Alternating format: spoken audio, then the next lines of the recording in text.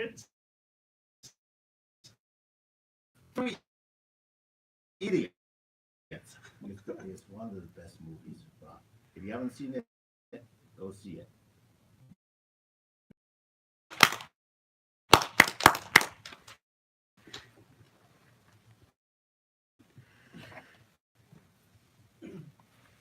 Okay. Getting started. Uh, when we say all is well, we always worried how this can something mistakes, how the people will perceive. They will think, hey, this guy grown up, he can't able to speak a language, or how they will treat. We just need to give it our try. We need to say all is well. That's what the theme is. We just need to do our best, whatever possible from our side. We always need to think, what is the next version of me? We are not competing with anyone. We just need to improve on ourselves. Yesterday I was doing this, whether I can able to, that's what uh, that's for we are here to. That's with the theme. Let's move on to the duty masters. Can you explain your role, please? I will explain. I'm both eye counter and grammarian, so I'll explain both of them Okay. at the same time. So eye counter, I listen for filler words, phrases, sounds, things like like. Basically, the way to tell something's a filler word or phrase or sound is if you remove it from whatever you say, the meaning does not change. If it's something that can be completely omitted, you pay 5 cents per filler word up to a maximum of 50 cents. I'm also grammarian. It means I listen for good grammar.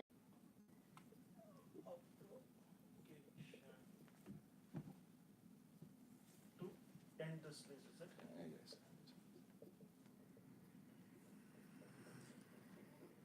Okay. You have this word. Whenever you are speaking, you need to use this word. If you are a member, you are subject to fine of 25 cents. If you are a non-member, you are excused.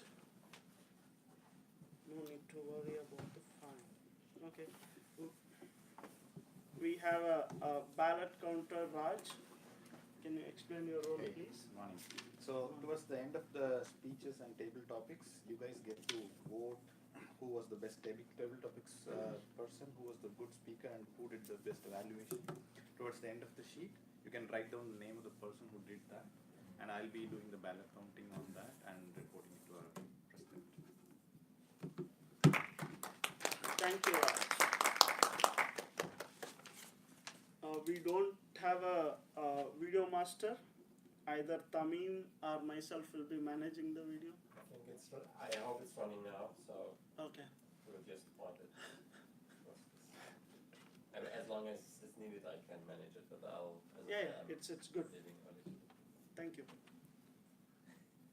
Let's move on to the prepared speeches. We have three prepared speeches today. The first speaker is in the club, say for a couple of months, and is also our Sarjana Towns, and he here want to talk about the membership mentorship from the level 2 speech 3 from Pathways.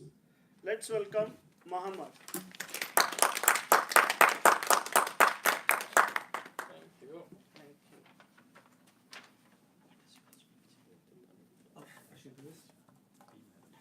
We'll I just started. start. Yes, I started.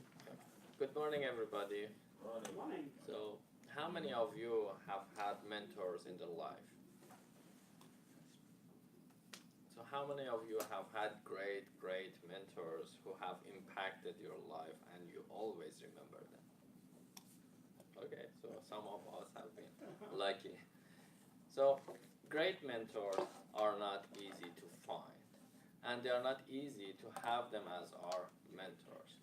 Great mentors are the ones who help us achieve our goals faster and more effectively and efficiently. Those are the ones who impact our life. Those are the ones that we never forget.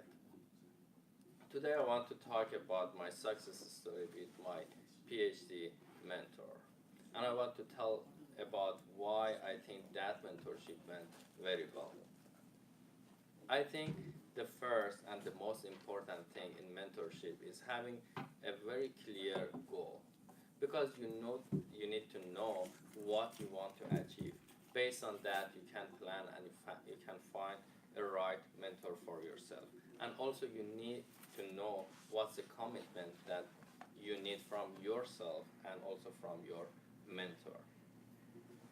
For me, the goal was very clear. I wanted to do my PhD. My research interest was in biomechanics. So everything was clear. Based on that, I started searching for the mentor.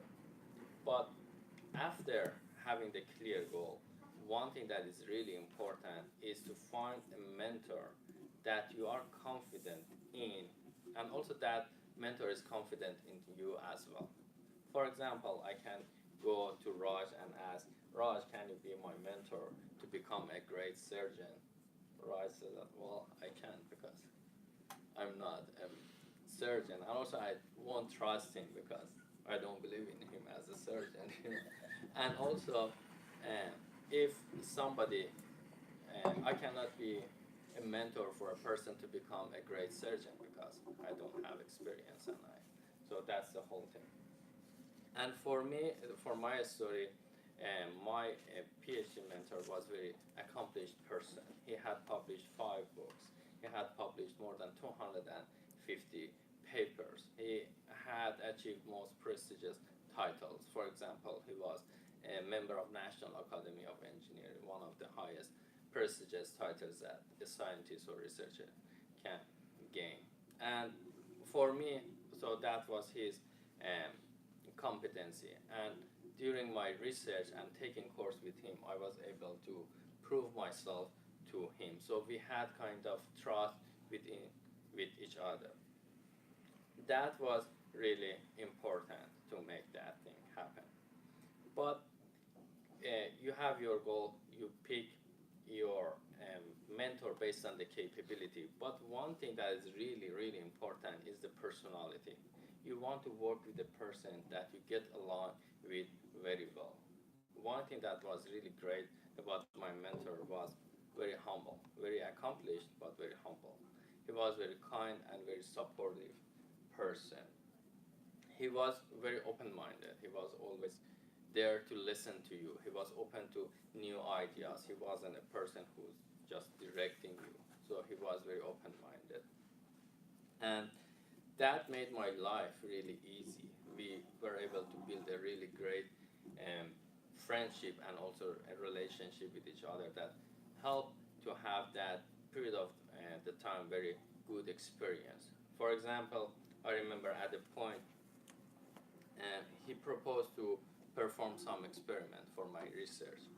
And in my mind, I was more interested in doing some simulation because it seemed to be more interesting and exciting to me.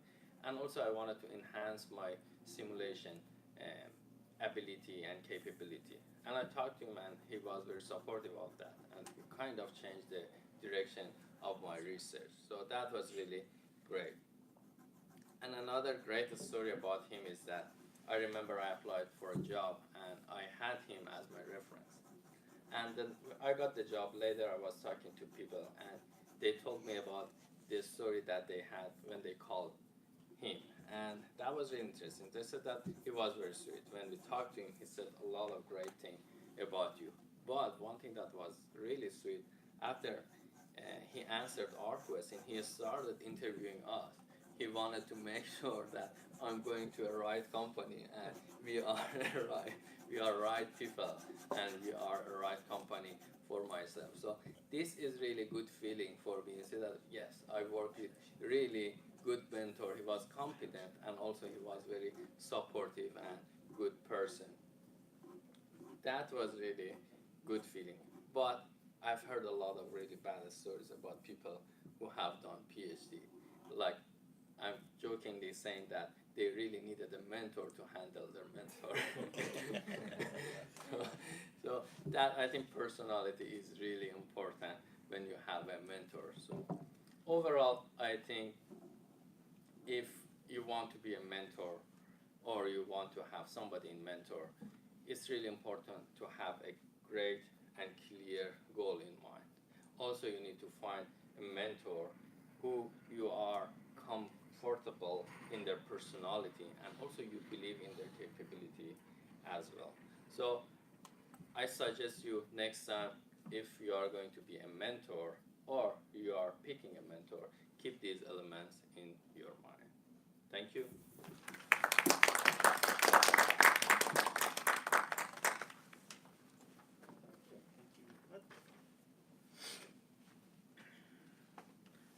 Take a minute to write a feedback to Muhammad on speech mentorship.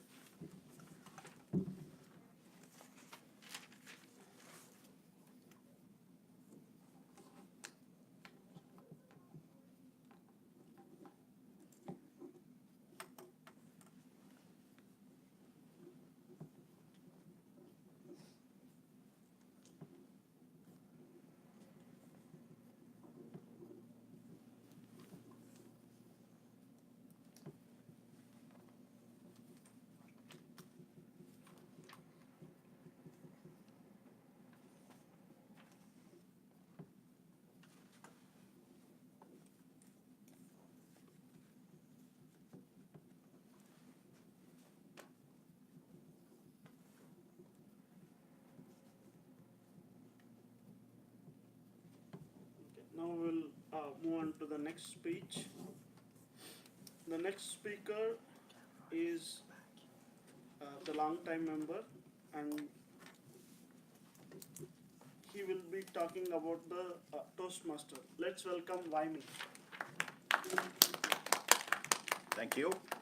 I've been a long-time member. In fact, I've been a long-time member so long that I think it's close to 10 years even for this club. And I was a member at a different Toastmaster previously, and I've been doing Toastmasters for a long time. One of the reasons I do it is because I find I learn a lot. I continue, in fact, it's not more than learning, it's a practice for me. It's like exercising.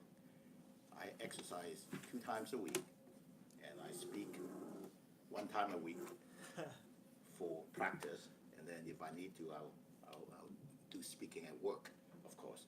But the reason for the practice is I find that I need the practice. I'm not a person that like to speak necessarily all the time. And when I come to Toastmasters, I make sure that I do a speech every month. And by doing that, I force myself to be able to speak in front of the audience one way or another. And in the course of that, I learn a lot. What I learn, I'll give you 2 examples of something I learned.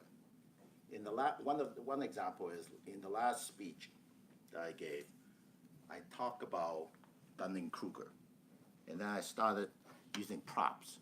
The idea of I raise the hand with a prop and say, this is what you know, and this is what you think you know, and this is what other people see as what you know. And I thought I had the greatest prop. I raised all these things, and every time I talk about what you think you know, I raise this. Every time I talk about what you think you know, I raise this, and so on. And I thought I did everything great, but at the end of the speech, I get these feedbacks. People are asking, why are you raising this? What does this mean? What does that mean? No one knew my intent, which is to say, I just want to find some way to symbolize that this is what you know, this is what you think you know, and this is what other people think you know. And it's just my way of looking at the world, of using symbols, but then when I present it, the audience did not get it. And without doing this type of practice, and continue to remind myself, in fact, this is a constant reminder for me that I have to be careful of what I think and how I say it and how other people see it. And something that I continue to learn. A second example is in a previous speech, I talk about this idea of, in ancient China, there's this legend about heaven and earth and man. And those folks who live in heaven in 1 year is actually 100 years in man's time. And I talk about that, and I translated that to heaven. In order to spend 1 year in heaven to be equivalent to 100 years of man's time, then heaven must be moving close to the speed of light. And I ended that speech, but I did not actually ask the final conclusion, which was my intent of the speech. I assumed the audience would just get it. What does that mean? The heaven is moving closer to the speed of light. What's the implication of that? Do you know? The implication is, and I think Camille might know, is that, of course, heaven must be aliens. We were visited by aliens 5,000 years ago. But I did not say that. And that was the intent of the speech. And I practiced and practiced. I came in and gave the speech, and I did not talk about the conclusion. Now, it might be a wild conclusion. It might not make sense, but at least it's a conclusion. So coming Toastmaster, giving a speech once a month helps me really just keep practicing my speaking muscles on just understanding what I know or what I am thinking and trying to say it, and then hopefully translating into something that the audience would comprehend, or not that comprehend, but rather what I say can be comprehended by the audience. That's a very important thing, because when I do my job, I have to be able to make sure that what I say is understood. Otherwise, I'm not doing my job at work. So coming to Toastmasters is very important to me. I spend 1% of my time every week, almost every week. 1% is 1.5 hours over 168 hours a week. Coming to Toastmaster, I spend another 1% just traveling to here and preparing for speeches and so on. So total of approximately 2% of my life as I'm practicing Toastmasters. It's similar to close to 5% of my life is exercising type thing. This is maintenance that's important, at least for me, and highly recommended, especially if you're interacting with folks when you're doing your job. Mr. Toastmaster.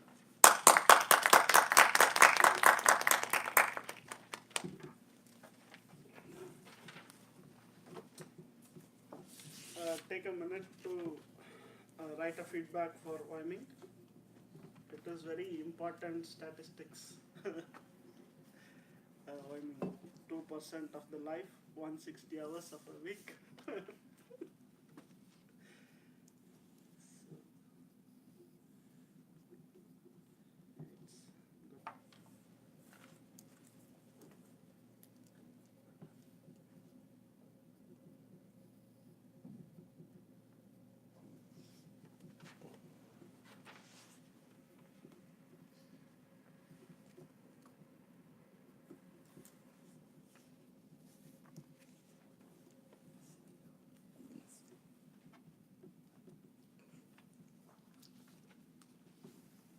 Now we'll move on to the last speech. The next speaker is comparatively a new member, probably kind of within 2 to 3 months. His speech is, I believe it's a third speech in the Toastmaster. Let's welcome Raj. He will be speaking about team error.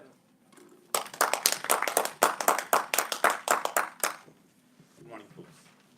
So, in a cold winter, Air Florida in Washington Airport was getting ready for a flight. There were pilots and co-pilots sitting in the cockpit, and the co-pilot was going through the pre-start checklist, and he was calling out each and every item that the pilot should be prepared about. And in the meantime, it was cold winter, like I said, the ice was getting formed on the leading edges of the wings. And when the pilot called out that, you know, there is a check that we have to do about the engine ice condition, the pilot confirmed that it is in off condition, but he forgot to turn it on. It went on, and when the co-pilot was observing the dials and the metrics around it, he observed that the engine pressure ratio was getting a lot of anomalous readings, which is a very important reading to define the engine thrust, right? So basically what I'm trying to do, or what they were trying to do, is getting prepared in this whole process, and they were also kind of ignoring the readings that the dials were showing them.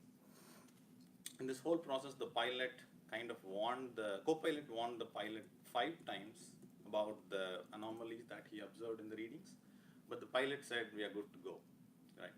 So eventually what happened, the flight took off, and it kind of took a turnaround and killing 74 of the 79 people on board. So where I'm going is, there was definitely a communication problem there and also a team error, right?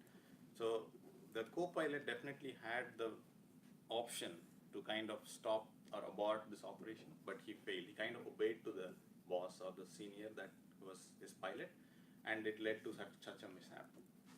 So team errors can happen in various ways. So this is one of the ways, right?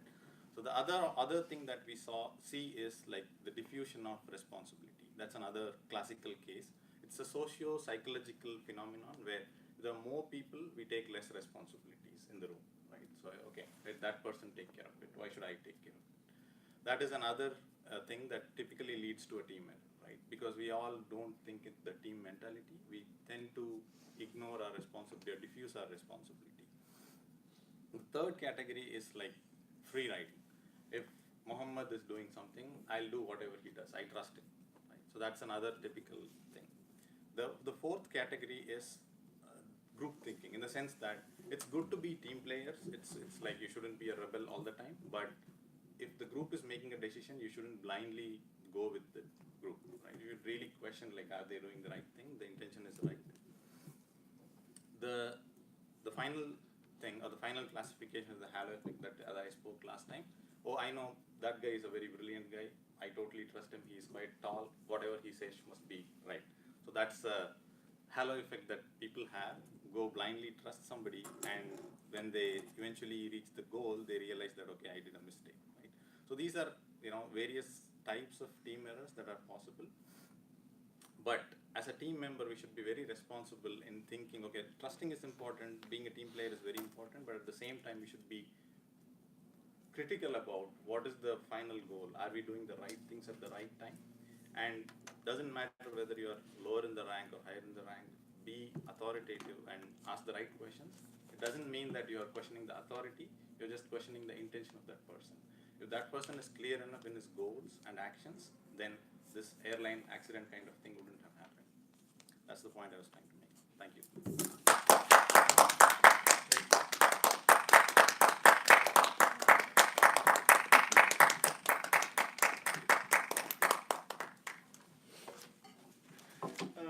Take a minute to write feedback for Raj.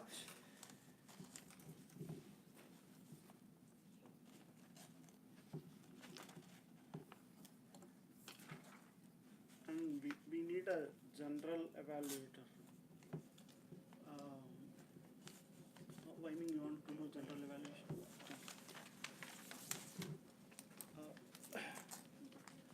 Just call Tamim first. You want to? Okay. First Tamim, then John, then last.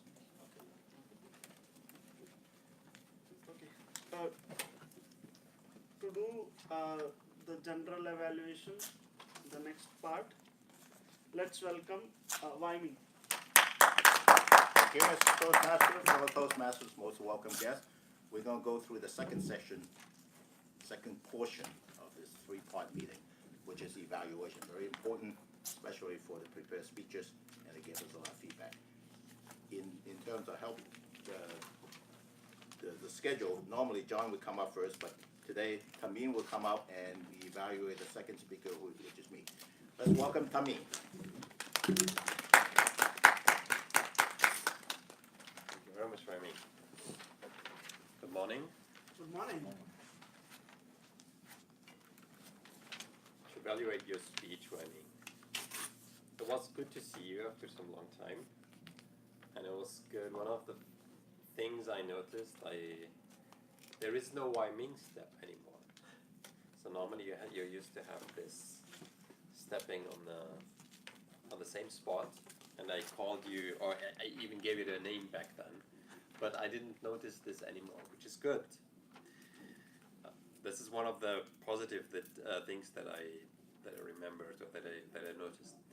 Now, I loved your speech. It was really good. It was concise. You came to the front. It was a good start. It told us immediately what you wanted to achieve. So you gave us an expectations. You gave us numbers, 10 years of Toastmasters, how long you're doing it. This is impressive for those who are, for example, a guest or someone who's maybe here for a couple of months. You showed the consistency that you are having towards improving yourself by speaking, why you're doing this. And then you gave us 2 examples, what you were learning even just recently about the conclusion, about the heaven and the light and the speed, and how you were using the props. And then at the end, you came to a conclusion again. You told us again why it is great and gave us again statistics. Now, from the positive things, what I wanted to to show is you showed your learnings very vividly. It was very easy to grasp. Generally, you used your space very well, not too much, not too little. In general, it was good. I had a feeling maybe a bit too much of moving. Maybe it's not needed to move a lot, but generally it was good because you used the space. You you made clear that the room here is your room. And this is what you do by moving around. You make clear I'm in control of the space. So you did this very well. Now, when you used your props, and you gave us this example with the pens, you tried again to explain why you were using it. This was too much detail because it wasn't really adding flesh to the speech itself or more understanding. So you could have skipped that, just focused on, okay, I used props and people did not understand why I was using this. And I wanted to symbolize, but it didn't work.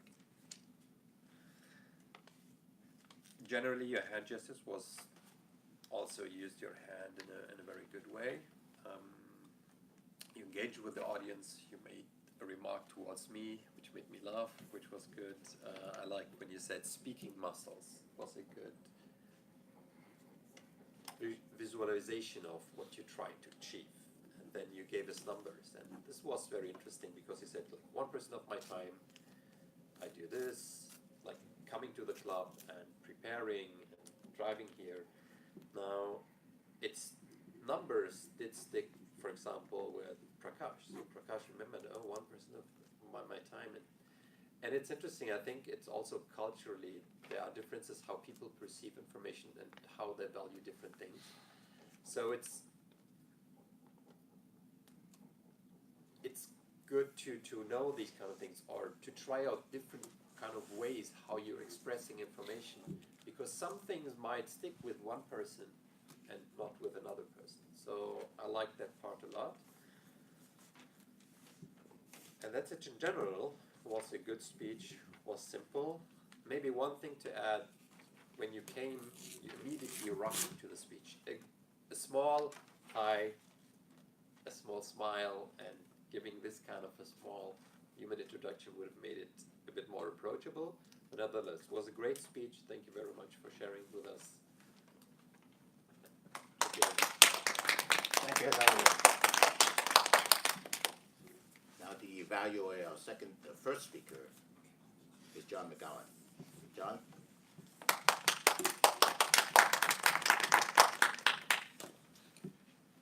investors, our many guests, and especially Mohammed.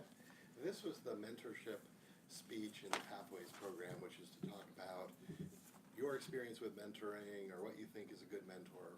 I think overall you achieved the goals of the speech. You had a personal example, your advisor. You told us 2 specific stories about him.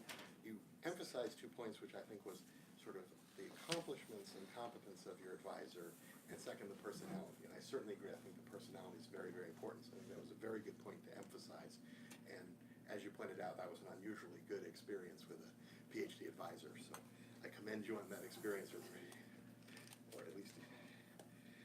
What did I think could have been a bit stronger? We did talk coming in about vocal variety. I think your vocal variety was pretty much the same as you've used previously. There wasn't a lot of highs or lows. Your voice is very clear. Everyone can understand you, but there's not a lot of drama. And in fact, talking about a mentorship is a situation where maybe you can put some drama in. Your gestures were good in terms of being coordinated with what you were saying and emphasizing what you said, but you kept your hands really close in like this. I think once or twice you touched, but more it was just the hands were like this. It was kind of this tentative gestures. I think a little breadth here, and then let the hands go to your side when you're relaxed or when you're not gesturing, and that would strengthen the presentation. There are a couple other things that I thought could have been a bit stronger. I liked the stories, and but the one thing I felt about it is you could have been a little more specific about what happened. For example, with the simulation story, what were you trying to simulate? What was the experiment that your advisor was asking you to do? Give it a little more detail and concrete example. I think it's stronger.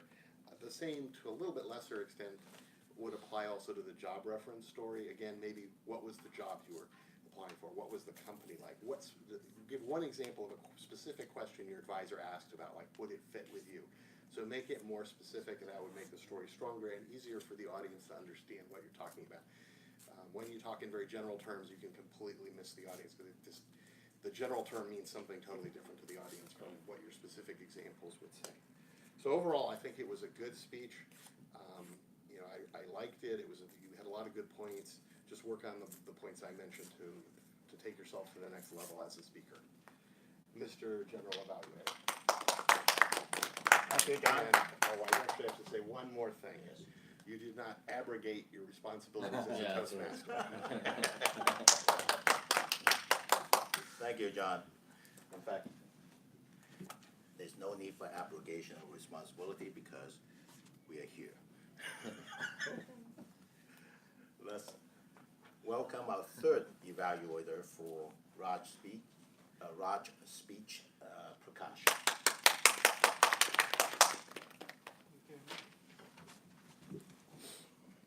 Good morning, everyone. Thanks, Raj, for a wonderful speech about team error. I'll be evaluating in 3 parts: the content, flow, and the presentation. From a content perspective, you have packaged it well. You have started with a good example, and you have flowed to like what will be the different types of team error could happen. From a content point of view, I felt it was good. One improvement in the content part, like only one example you have given. Maybe you could give the couple of examples, and probably always the speech, whenever you are talking on some specific speech, if you have some personal experience, maybe your boss or your subordinates, if you take some personal experience, that would add a little more value. So that will be good if you add, or it will enrich your speech. Okay, when we come to the flow part, you have started with vivid examples like cold winter. We could see, oh, it is kind of a icy winter you are talking about. So that was good. And you have started with a good example, and to make it clear what you are going to speak, and we could see the coordination between pilot and co-pilot. and how it is ended. So the flow was good, and given by different types of the team error could happen. Uh, the flow was good in that way. And the presentation. The presentation part, your hand gesture was good, and you were speaking about the team errors. The few things you may need to try out. Maybe you need to move a bit. Maybe kind of a usage of the stage. Maybe when you move on to the one point to the other point, you can just move on as a story moves on. That will be the good way to practice. And the one important thing I have noticed, you have spoke for 3 minutes 51 seconds. Normally, maybe as you are just starting, if you need to have at least a 5-minute speech, at least 4 minutes 30 seconds plus. Okay, that is kind of a for a speech it is expected. So you need to make up a little bit of your data where you can speak up at least for 5 minutes. And the last part where you can improve on, you had too many points with less examples. If you make very 3 key points like obey, free ride, group things or all of it, you can just make, instead of 5 points, if you make 3 key points and proper examples that can add more value to your speech. That is one.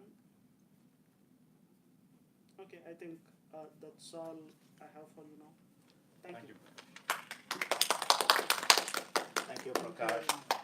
So this portion of the meeting evaluation is done. We need to bring back the Toastmaster so he can call the table topics. Thank you. For the table topic, still it is a quiz to answer. Who will be the table topic master? Anyone can ask some questions related to theme of or your own. Any question in random to give a speaking opportunity. Anyone want to give a try? What do you say? Ask random questions Some for people. questions related to theme, or it is any questions which you like to ask the audience. Anyone want to try? I can. You can do? Okay. With that, we'll move on to our third portion of the meeting, table topics, where we all can have fun. Let's welcome Raj as a table topic master. Thank you. So this time I'm going to call the name first and then give the problem. So I'll call up Mohammed and ask him to talk about when you were talking about the story with your mentor, right? So when did you think all was going well, all was well, and there were some points, okay, there is a strong disagreement with me and my mentor, right? So can you tell some examples if you have any? Okay. You think everything is going well, Yes. but at some point you realize that it's not. With that specific person, I didn't have that experience because we were always in communication. One good thing about him was that he was, as I mentioned, he was really open-minded. He was always listening, even though he was very accomplished. He was always there to do better things and think differently. And one thing that was really interesting when I started doing research, he was asking for me, "What do you think? Should we do it differently?" That was the good thing about him. So always we were in communication. So we didn't have strong disagreement. And also I believed in his capability as well. But I've worked with more junior people, so that's more difficult because sometimes they are more close to what they think. So then it's not easy to talk about disagreement. So Yeah. with that person, I didn't have that issue. Thank you. Thank you.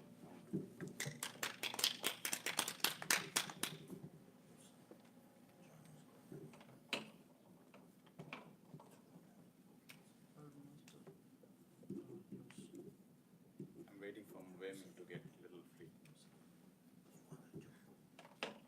You have joke? Okay. I will try. I'll call up Wyming next to talk about something that he just, I'm just trying to ask him to continue on his thoughts. He, according to his thoughts, he was thinking that, it's all going well, right? I'm trying to make a point, it's all getting observed by the folks around. But eventually he realized that, okay, no, that's not really, I see some blank faces around, right? I didn't really make the point, or the point I delivered didn't reach the folks, right? So you thought that everything is going well again, but actually it did not go well, right? So that's the point you were trying to touch upon. And you also gave us some improvement points on how to go about it, right? So in the first place, what kind of homework we should have done, or the speaker should have done, to even disbelieve that, okay, no, things are not right. How should we go at the root level, at the grassroots level, to solve that problem? So your thoughts on that, please. Thank you, Raj. That's a complicated question, but in terms of the two experiences I had, I did not realize too much until after, because I got the feedback from the pieces of paper people wrote me. And so part of the reason why that is the case is because it's early in the morning. It's 7 o'clock, 7:30 in the morning, and I'm barely awake. I needed my coffee. Even the coffee is not helping sometimes. And so that's the situation I have is, for me to come up to speak in the morning is really a challenge because I cannot even remember anything. That's why it's hard for me to remember the conclusion. But it's actually a good challenge. It's like exercise. You have to force yourself to do it, and you just do it. And that's why I do it every week. Not the speeches. The speeches are every month, once a month. So I can just keep doing it, and the more I do it, the easier it gets, hopefully over time. In terms of situations where when I go talk to folks and I get blank faces, I do get a lot of that sometimes. And to prepare for that, a lot of times I think that the best thing to prevent that type of situation is to have, especially for business situation, is just to have as much facts as possible. To just make sure that you cover your bases and plan things out. For Toastmasters speeches, I just don't spend enough time planning it out. The best thing to do if you're really serious, and you have to spend a lot of time though, and I don't think I have the time to do it, but is to write out the speech, practice it 10 times, and then come in and do it. But that would spend a lot of time. But I would highly recommend doing some of that sometimes, not all the time. But occasionally I would do that just to practice the speech. But for me, I just come every month and do what I can. Mr. Table Topics.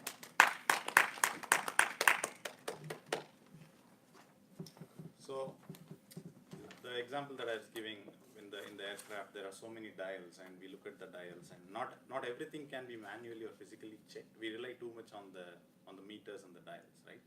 So when should we really trust on the dials and when we should not, right? Your practical experience in your life about that. Anybody volunteering for that?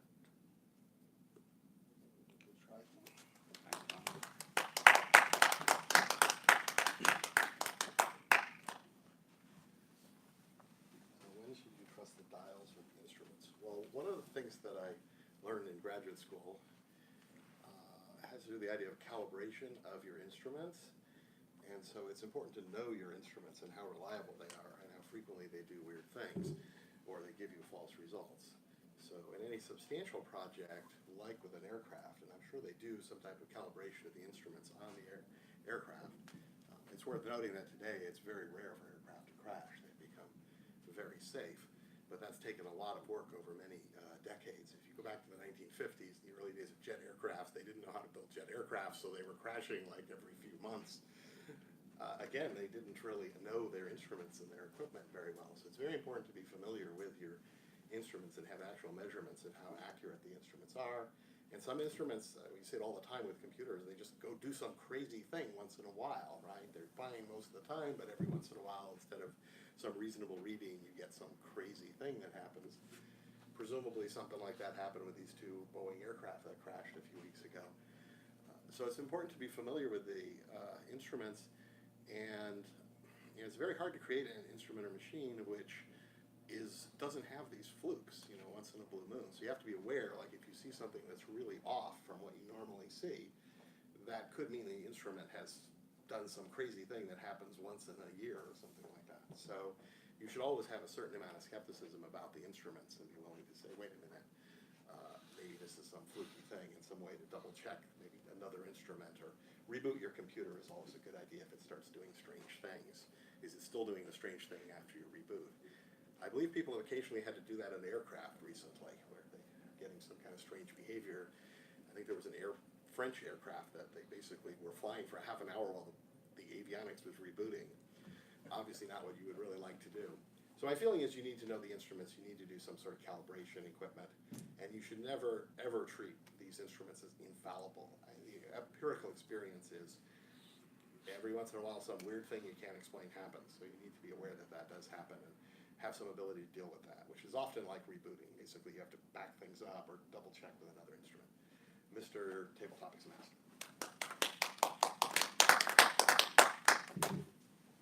Most of the times we don't see the future. We all go with a gut feeling or a hope that things will all be good, right? Especially probably in the movie that we saw in the 3 Idiots. I don't know how many have seen here. There is a kind of a hard belief that okay, things will be good, everything is going to be good, right? I know I'm undergoing a very tough time right now, but things will be good, right? In your personal experience, have you ever had a tough time but had a very strong hope that I'll come out of it? I definitely have a better, I'll see the light at some point, then at the end of the tunnel I'm going to see the light kind of a thing. If anybody have a personal experience to share, I'll welcome. Guests are also equally welcome. I'll call you. Thank you, Tabletop Master. Going through my life, I had several issues with several experiences that I could say would be a challenge. There's a lot of experience. There's a lot of problems with financial. There's some things you have to learn, or things you have to do, or how. So there's always going to be a challenge, each and every day. But in terms of what the Table Master is asking for, the challenge to me that kind of stuck with is something that's persistent, right? Because so a challenge that's recurring, that's kind of, it's always there, and it's always going to, it feels like it's going to be there for a long time. And the topic that finally came to me was my children, right? Teenage, for me, raising a teenage child would be one of the biggest challenges, and it seems like it, because it's right there. There you have to deal with them every day. There's a lot of wrong decision that has to be done. There's a lot of you have to take care of them. You have to do a lot of the scheduling for them, and all these things compile. And not that I'm trying to, not that it's going to be an abrogation of my responsibility as a parent, but these things has to be addressed. And so I always take the positive side of my experience with my children as something positive, because after all that effort, you see that smile in their face, and there's a little bit of improvement each and every day, and I try to look forward to that, and there is a light at the end of the tunnel, as the Table Master was saying. Thank you.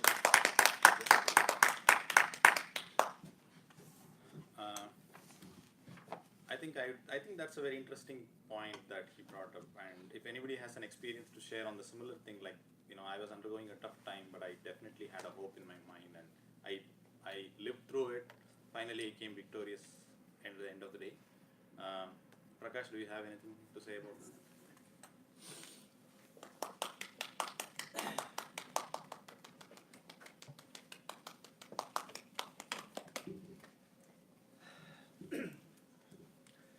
When we say tough time, the Raj is also from India. He can relate to, or any country for that matter. When I was studying in college, my parents told, like, you just need to work hard and get out of the college, then you all be good. And when you start earning, then you can relax.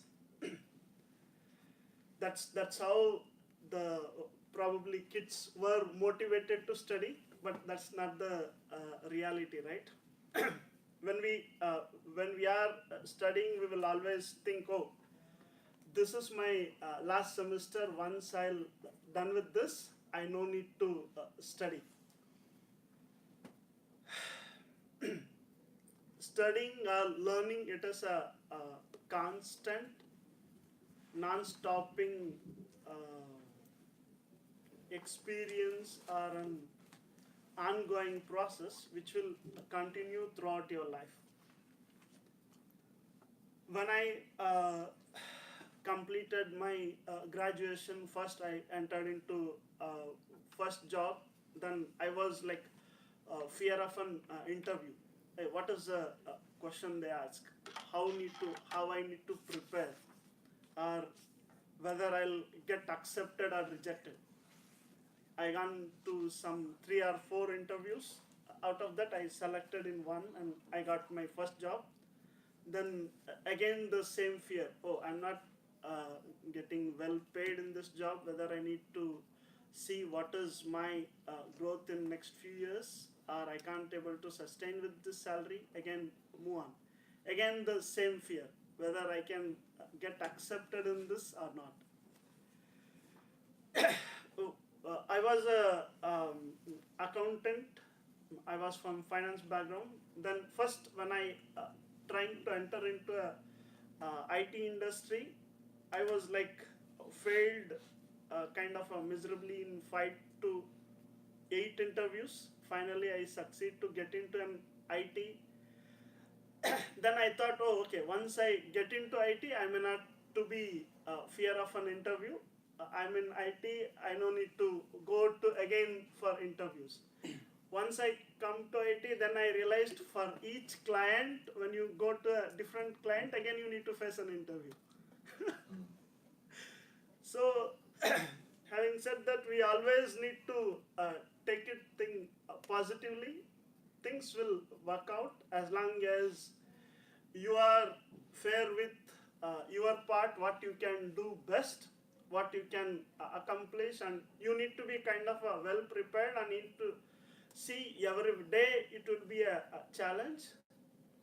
I will see how I can face those challenges. Those are all the things I need to share. Thank you. Any guests would like to volunteer to speak, Omar? Sure. Yeah. Same. About what? Or same thing. If you have any topic in mind, or if something is coming to your mind, you can talk about it. Or I have a question. Anything works. I could continue. I've been thinking since everyone was talking about the same topics, and I have something. Go on. Go for it. Right. So, if you do nothing, nothing happens. And what I want to talk about today regarding all is well, having a hard situation, is hard conversations. And a lot of times you would know that there is this situation which is not going to end up well. And let's be specific. So think about a project you had. And that project, you had a timeline for it. And the deadline is in 3 months. Now you realize that you need more than 3 months to finish it. So what are you going to do? One thing, you could escalate early, speak to your manager or to the person in charge and tell them, we can't really finish this in 3 months, we actually need 4 months. And if you do that, most of the time, unlike what you would anticipate or expect, it would be much better than spending those 3 months thinking that if I actually work harder, I'm going to finish faster, I'm going to meet the deadline. What you end up with, I finished on 3 months, and I actually have 1 more month. And on the delivery date, you speak to your manager and tell them, well, oops, we can't really deliver that product today. We need 1 more month. They will be shocked. This is the aftermath of a hard conversation that you didn't have. I fall into that a lot of times, and my spidey sense of when to have this conversation is when you're not sure whether you want to have this conversation or not, that's when you actually need to have that conversation. So when I mentor people, junior engineers as you're talking about, they most of the time try to ignore that. And what I try to tell them is, well, if you do nothing, nothing happens.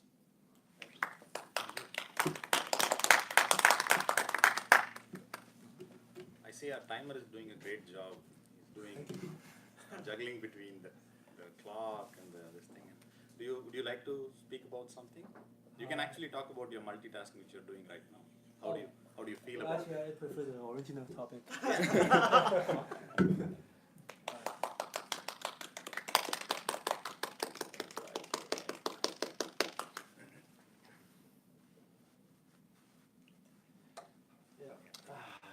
About always well. I held some doubt about always or being able to always say that always well. It almost always looks like something for someone who had survived and say during the end, like usually we'll see in a Hollywood movie. I had some experience similar to you guys. Like in the PhD, it didn't work out after 3 years. It's hell of time, and my advisor wasn't doing much, and I wasn't running. I was running around and didn't find the right way out. So in the end, I have to in the same program find another advisor in the end. But the feeling of always out has never come out of me, even when I finished my PhD with that second advisor. So for me, personally, I feel like being able to think and say always well is kind of like a miracle to me. Like I have almost never been able to stand in that position and say always well. Maybe till the end of that day when I defend. It's a hell of a thing to go through, and I guess many of you have similar things to say. But to me, it's to be able to say always well is something like in a movie always. That's my. Thank you. So we don't force people to talk. This being my sister and a new guest, she doesn't want to speak. So I'll go with the last table topic speech. So I some time ago, just a few minutes ago, I spoke about the team error thing. So I gave this topic to John, and he really did it well, that how much we should trust on the instruments and the dials that we have, right? So it's a combination, because those dials, we are pretty much looking at them to check whether everything is good, all is well, right? I just read this news article yesterday about this Boeing that crashed in Ethiopia recently, and there have been similar crashes in the same model of that particular aircraft. When the detailed investigation was done, they figured out that there was a sensor or a dial problem in that, right? So when the aircraft is on flight, let's assume that it is flying at a 180 degree or a horizontal plane, the pilot or the dials show that the flight is actually in this direction. It is kind of climbing upwards. So the pilot tends to tilt the plane down because the dials are showing that way. So when the flight is actually flying this way, the dials show that the flight is flying this way. It just kind of gives you a 30-degree angle to it. And since the pilot thought, or they had too much trust on the instruments and dials, they were actually going in this direction, but the flight was, the dials showed that the flight is actually in a good condition. They are flying like flat, they're cruising very well. And eventually it was too late for the pilot to make any decision because it was kind of nosediving. And since you're in the clouds, you can't really see the ground and things like that. So yes, there are some incidents even today about these wrong dials, and Boeing is giving a bug fix on that. But to trust all is well is good, to trust the dials is good, but always have that second check. Think about, okay, ask your intuition or the gut feeling, how are we doing, right? So that could be a team. Nowadays, machines are also a team. They are like team players with you, not humans only, it's even the machines. So we should always do that pulse check with each and every team member. Apparently, experienced pilots have other ways of figuring out that this is a wrong dial, this is something that I shouldn't trust. But inexperienced pilot just looked at that one thing which maybe shows the altitude or the flight cruising altitude or direction or something like that, and they thought, okay, we are good. But as an experienced pilot, they had other ways to understand that this is not the right one. So as a team, I was just talking about team player and things like that. Definitely consult with even the subordinates, the dials and everything that you have at your disposal, and come up with a better judgment. Thank you. Thanks, man. Thank you, Mr. Sorry. Table Topics Master. Yeah. So you have to remember to always be here until someone else come up, Yeah. because that's the Toastmaster suggestion is someone should always be in control of the meeting. I'm the general evaluator, so I'm providing last feedback for the meeting. Before that, I would ask the timers report, Eachin. Okay. For all of the speeches. Yes, Yeah, for just general. quickly, yes. Okay, so for speeches, Mohammed speak for 6 minutes 16 seconds. Oh, that's because there's about 10 seconds lag when I decided I'm doing this and then being able to put it down. So times like usually the number here are maybe 15 minutes longer than you expected. And Wai Ming speak for 5 minutes 55 seconds.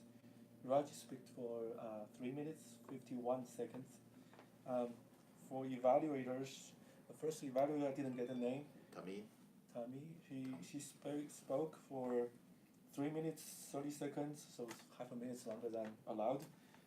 John spoke for 2 minutes 26 seconds. Prakasha spoke for 3 minutes 25 seconds. For table topics, Mohammed spoke for 1 minute 10 seconds. Is it right? Okay. I maybe made a mistake somewhere. Wai Ming spoke for 2 minutes 10 seconds. John spoke for 2 minutes 15 seconds. Oh no, that's not Jose. The names of Oh, that's your name. Oh, Jose. Jose spoke for 2 minutes 3 seconds. Exactly. Prakash spoke for 3 minutes 1 second. Omar spoke for 2 minutes. Raj spoke for 2 minutes 12 seconds. Thank you. Thank you. And you didn't time yourself, but I think you're on time. No, I didn't. Oh yeah, I spoke 1 minute 34 seconds. That's great, thank you. Now, please give your vote to, I think Raj is the ballot counter. So please pass that on, and then he can report it at the end of the meeting to Prakash. In the meantime, John, would you provide the grammarians report? Do both our counter and grammarian. Our counter and grammarian, please. Start with the our counter. So Jose, at the opening of the meeting, you had 2 ahs and an anda, so that's 3. Omar, you had 2 ahs and a like when you introduced yourself at the meeting. Is it Yu Ching or Yes, Yu Ching? Okay. When you were just introducing the timer roll, you had an a repeated I, and an so that's 5 in that part of the meeting. Let's see, okay. Tamim had 2 so's and an but he's not here. Let's see, those are grammarian things. Prakash had a large number of us and likes and us, so a large number being more than 10. Raj, you also had a fair number of, there was a repeated the, right, kind of, so, and there were still more in the table topics, so I think you also kind of I maxed wasn't it out. prepared at all, so. Let me just check in the table topics. Mohammed had a so. Wyming had a I think, which I felt was a filler phrase. Jose, in your table topics answer, you had a so and two and so that's 4, and you had that to the previous number, which was something like 4, so maybe something like 8. And Prakash, between table topics and everything else, you maxed out. And Omar, you had a so and an And Yuching, you had a so and an during your table topics answer. And well, Raj, you maxed out. So that's the grammarian's report. So if you're a guest, don't worry about it. If you're a member, please pay the 5 cents per whatever, up to the 50-cent maximum. So a grammarian report. So Prakash, this is something we do a lot when we're at the start of the meeting, when we get everybody to stand up for the invocation. You said we all raise. That's not really what you say. You should say please stand up. We usually say stand, but please stand or please stand up is the best thing to say. You also said if I speak something, it should be if I say something. I know that's confusing, the tell, when you use tell and say and speak and so on, but it is I say something. Okay, let me meander down. Rushri, is that correct? At one point when you were introducing yourself, you were talking about seeing how the meeting, you said how it is going, and that's not the correct tense. It would be something like how the meeting will go, or you could say what it is like would work, but how it is going is not actually the right thing to say there, at least in the US. It might be different in India. So I noticed a lot of people from India say how it is going, so it may be a difference in usage of English. Let's see. Okay, Tamim left, so I'm not going to worry about that. Prakash, you had a statement introducing Wyming. You said next speaker is the longtime member Wyming, and he should be a longtime member Wyming. Wyming, you had a tense issue. You said last speech I talk about. It should have been I talked about. Talked is the past tense for talk. Let's see what else I could go on with some of this. Okay. One thing I wondered about Raj. Can you, when I say hallow and I say halo, do they sound different? No, halo is the right thing you said. Halo's the right thing. Okay, I just wanted to make sure that was clear. Sometimes, like even in English, some people will hear certain sounds differently. So depending on how you're, especially from other countries, something can sound completely different to a native English speaker, and it sounds exactly the same. So that's why I asked the question. So that's it. That's the grammarian's report. That's great. Thank you. Thank you, Bob. Now we're going to have a Wordmaster report, Jose. Word Master's report, the word is abrogation, and I tracked John Wyming, and I did mention abrogation. Hope I didn't miss anyone, but that's what it looks like, yeah. Yes, thank you. Thank you.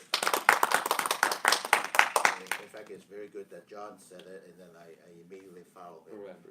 Yeah, otherwise, it's hard to remember. But that's one of the challenges of being, that's why we have a Wordmaster, is just to force us to think while we talk. In any case, we're going to have a joke master. Yes, Prakash. Yes.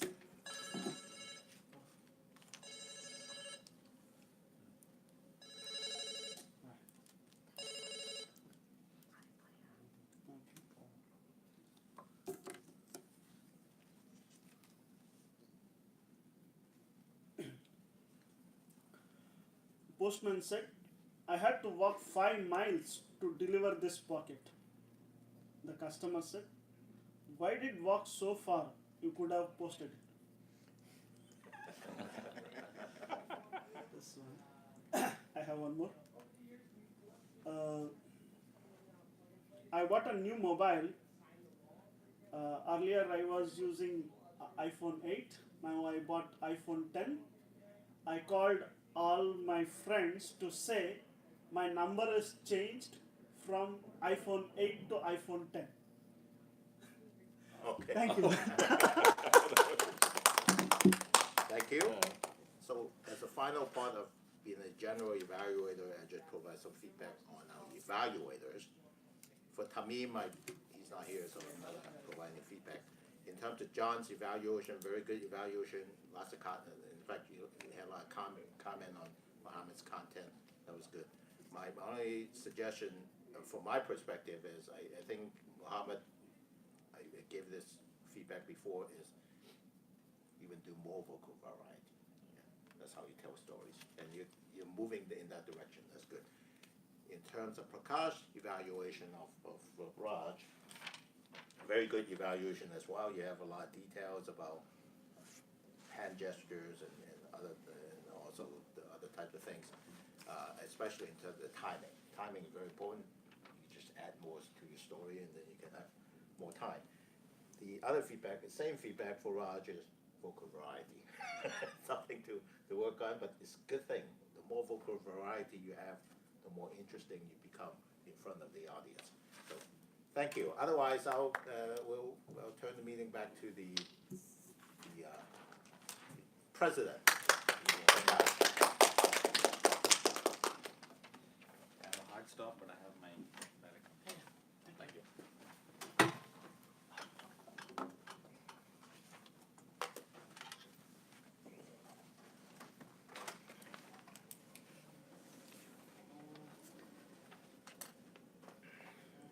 Okay, we are about to continue the meeting.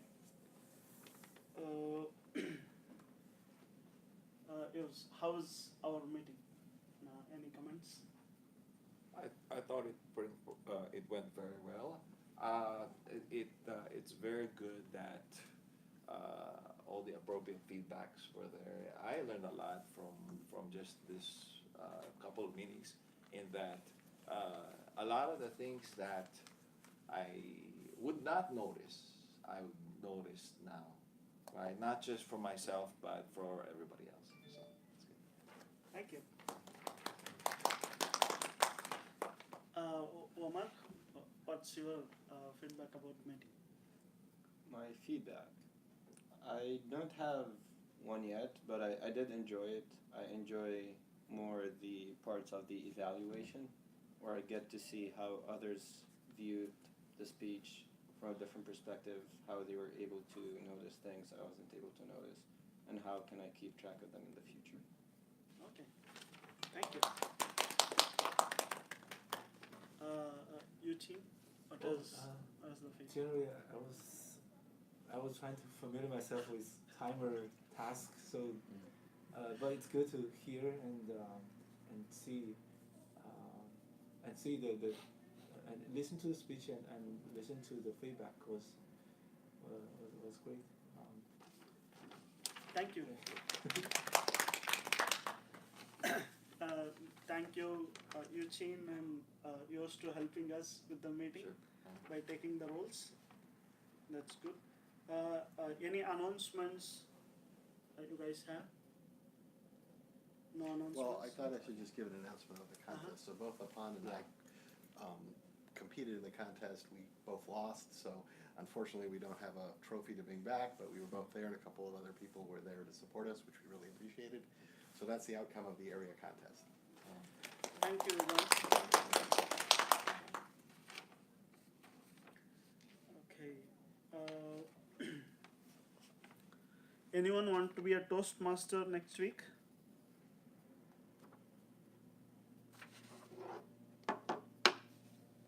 John, Weiming, Muhammad. I can be. You can be? Okay.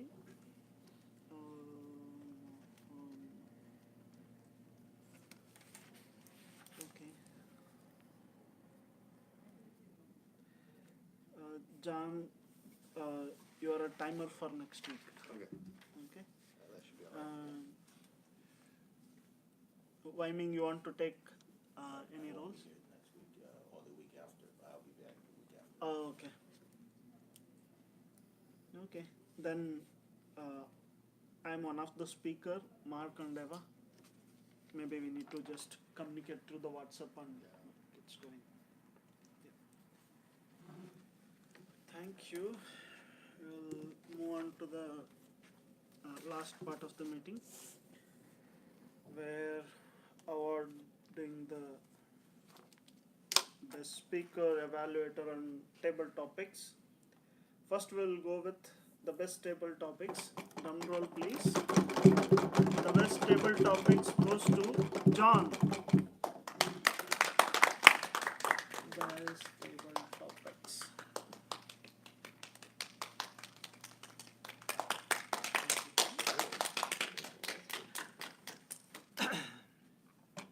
The best evaluator goes to Tamim. Tamim is not here. The best evaluator is for Tamim. We can just see. The best speaker goes to, the drum roll please, Muhammad.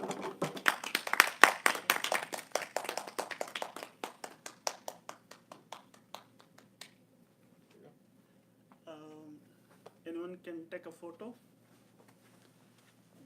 No, this you can just take a photo.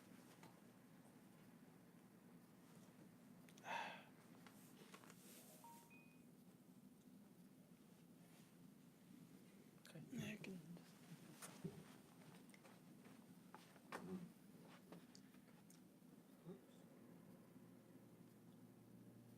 Sorry, I got it. Oh, okay. Okay. 1, 2, 3. Hey, I think that's good. thank you. Thank you. With that, we are on time, maybe little over time. Thank you.